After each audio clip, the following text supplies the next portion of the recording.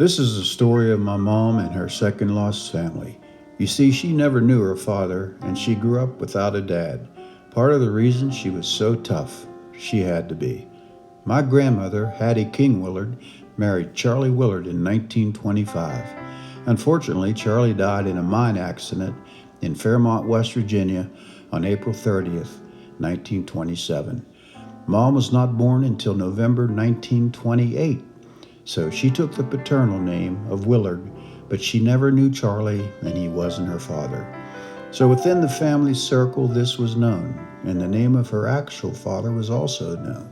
His name was George Brooks, and although I'm told attempts were made over the early years to reach out, my grandmother Hattie would have none of it. But there was this baby picture of Mom, and it just so happens that a family by the name of Brooks had the same picture. I was told later that they knew their father had a daughter before marrying their mother, and her name was Violet. They had been looking for her also. So when learning of this and my interest in genealogy, I started to research it, and after a lot of digging, I found a connection in Morgantown, West Virginia.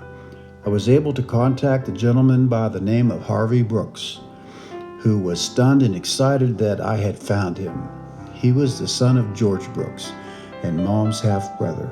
We also discovered that Mom had two sisters, Dixie and Joyce. There was also a younger brother named Tarzan, who was tragically killed in an accident when he was 14. Here's Mom talking about this a few years ago when we submitted a short video to Ancestry.com for commercial consideration.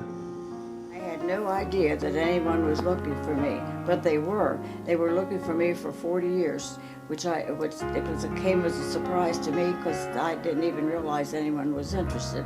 But I found out last April that I had a brother and two younger sisters, and we got to get together. Most of us got together, and we had a great time together, and it was wonderful. So it is wonderful discovering lost family, new aunts, an uncle, cousins, extended family, people we had never known before.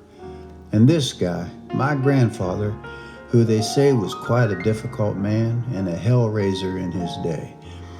But that all changed after the death of his son, Tarzan. He accepted the Lord as his Savior and even became a preacher. George Brooks, my mom's dad. So that's the story of my mom's second family, a baby picture of a Violet that was eventually found.